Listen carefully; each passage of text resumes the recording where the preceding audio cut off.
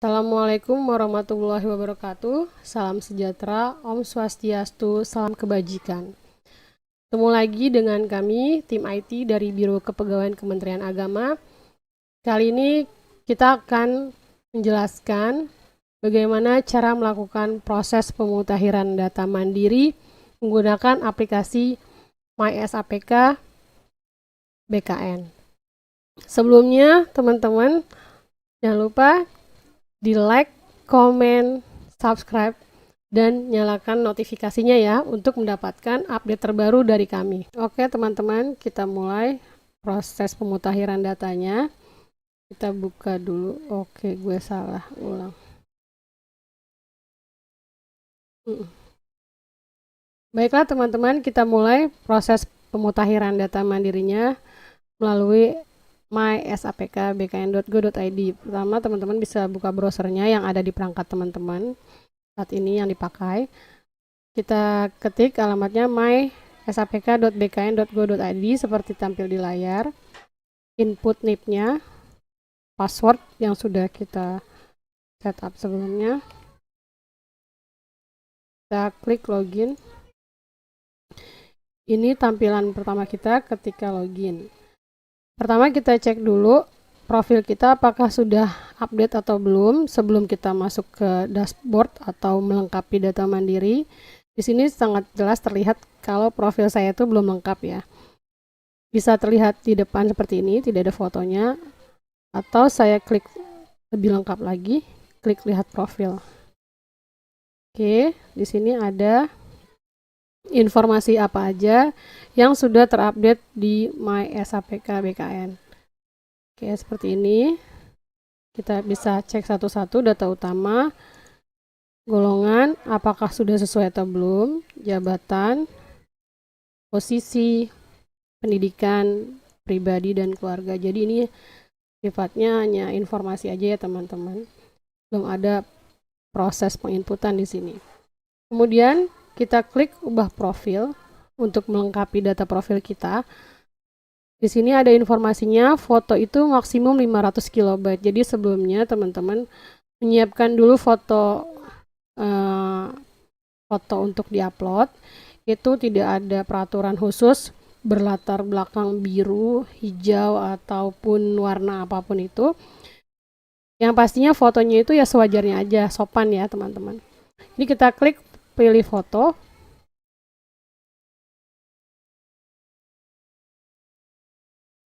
Oke. Kemudian kita klik simpan. Ada pertanyaan dari aplikasinya, saya jawab ya. Apakah sudah sesuai? Ya. Kemudian update foto berhasil. Di sini langsung diupdate oleh si aplikasi. Kemudian saya ke bawah. Di sini ada informasi nomor telepon. Kalau memang kita tidak memiliki nomor telepon di rumah, ini kita bisa isi dengan angka kosong. Kemudian selanjutnya di nomor handphone, kita input nomor handphone kita yang aktif. Kemudian email dinas pribadi. Ini karena email kita sama ya. Saya kan di sini email pribadinya menggunakan Kemenak.go.id. Ini saya input dengan email yang sama.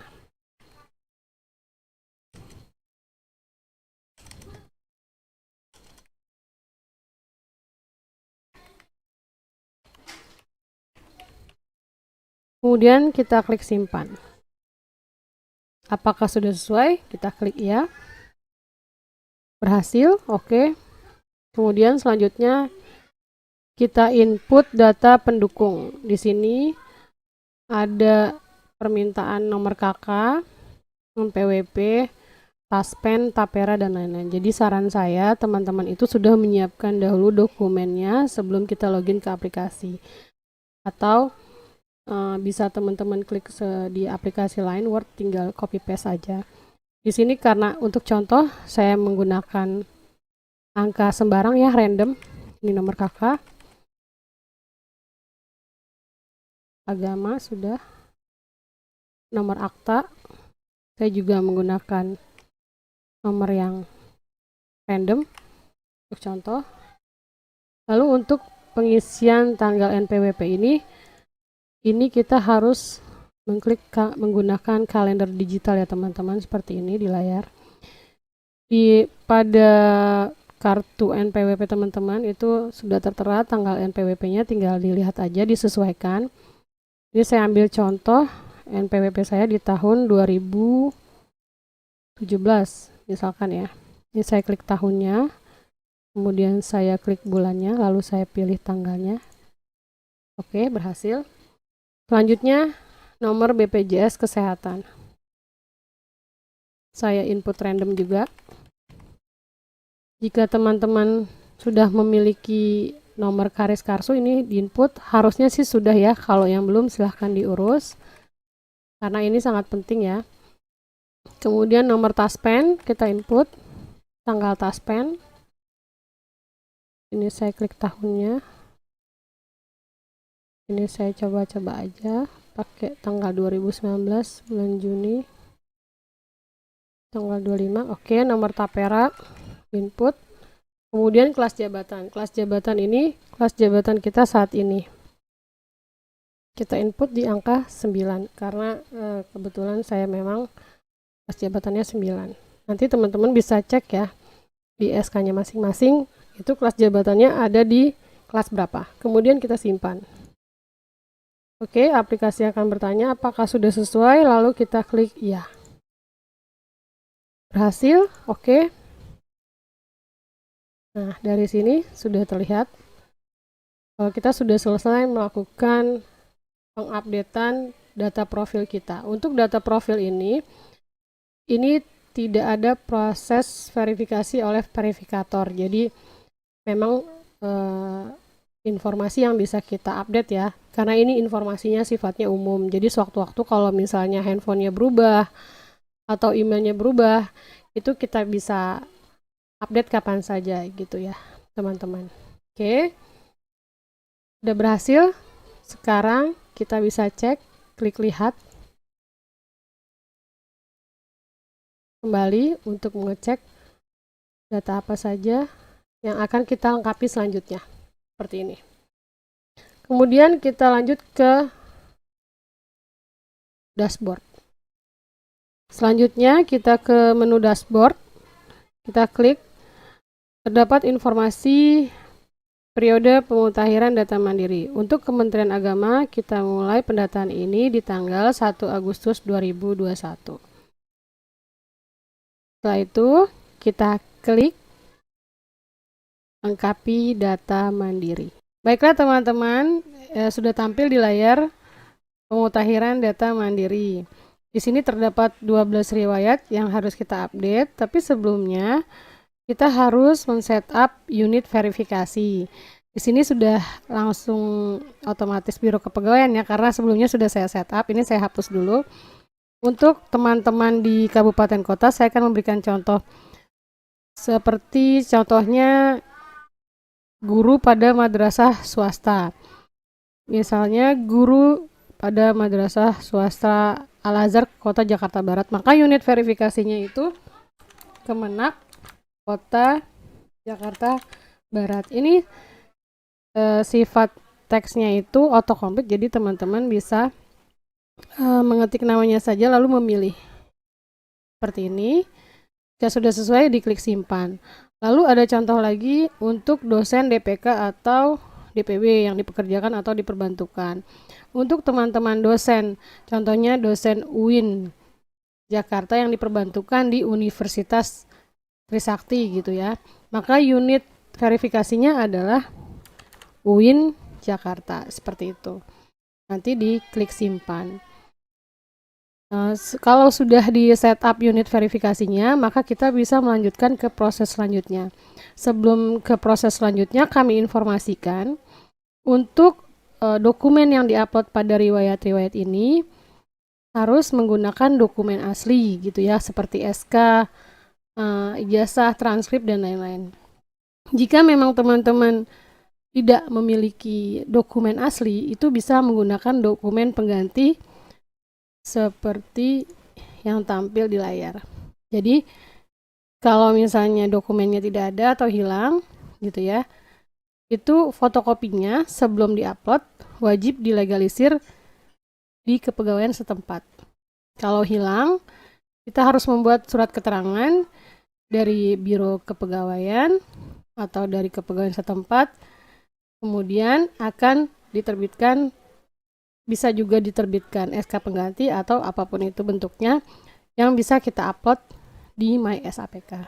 Lalu di sini terlihat ada 12 riwayat yang harus saya lengkapi ya. Di sini ada yang sudah berwarna hijau, selesai. Ini adalah riwayat ubah profil yang tadi sudah saya lakukan. Jika sudah selesai, artinya ini sudah terkirim. Kalau untuk riwayat yang lain ya, nanti di sini riwayat pangkat dan golongan itu artinya sudah terkirim ke verifikator. Kalau untuk ubah profil ini tidak dilakukan proses verifikasi. Oke, untuk ke-12 riwayat ini yang diupdate adalah hanya riwayat terakhir aja teman-teman. Jadi untuk saat ini fokusnya mulai dari 1 Agustus ini adalah riwayat pangkat pendidikan jabatan,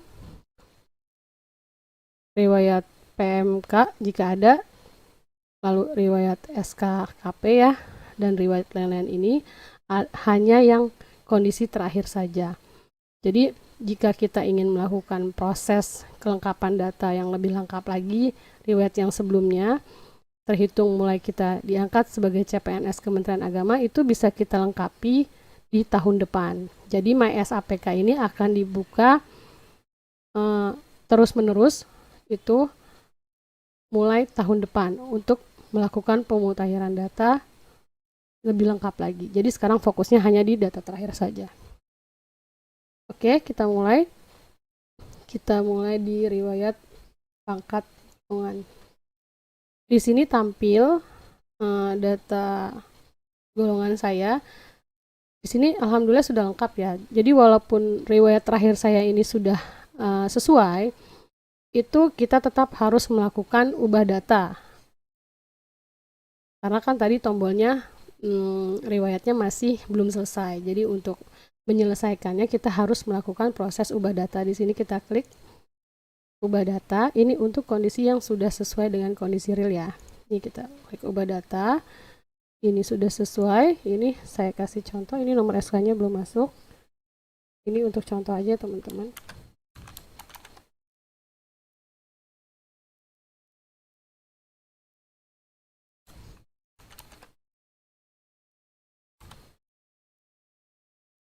Oke.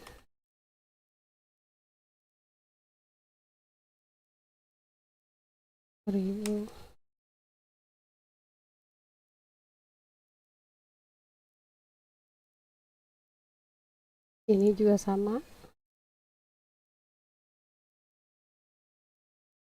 Saya anggap aja ini 1. Kita klik tahunnya 1 Juli 2010 ya.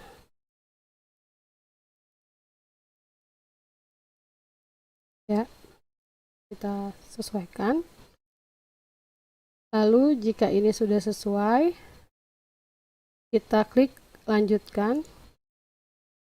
Di sini aplikasinya meminta kita untuk mengupload file dokumen SKKP. Ini kita klik, kita ambil SK-nya. Ya. Oke, sudah berhasil saya upload.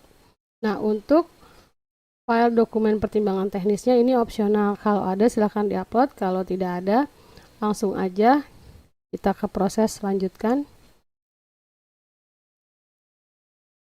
Kemudian kita checklist, saya menyatakan bahwa data yang saya input sudah benar. Ini jika memang sudah sesuai ya. Data terakhirnya saya checklist, kemudian saya klik kirim. Akan muncul tanda selesai di sini. Artinya proses riwayat pangkat golongan tadi sudah selesai saya update. Gitu ya. Jika sudah selesai seperti ini akan masuk ke desktopnya verifikator untuk diverifikasi. Jika ini sudah berubah menjadi berwarna hijau selesai, artinya kita sudah tidak bisa lagi mengubah data kita untuk data riwayat pangkat golongan ini.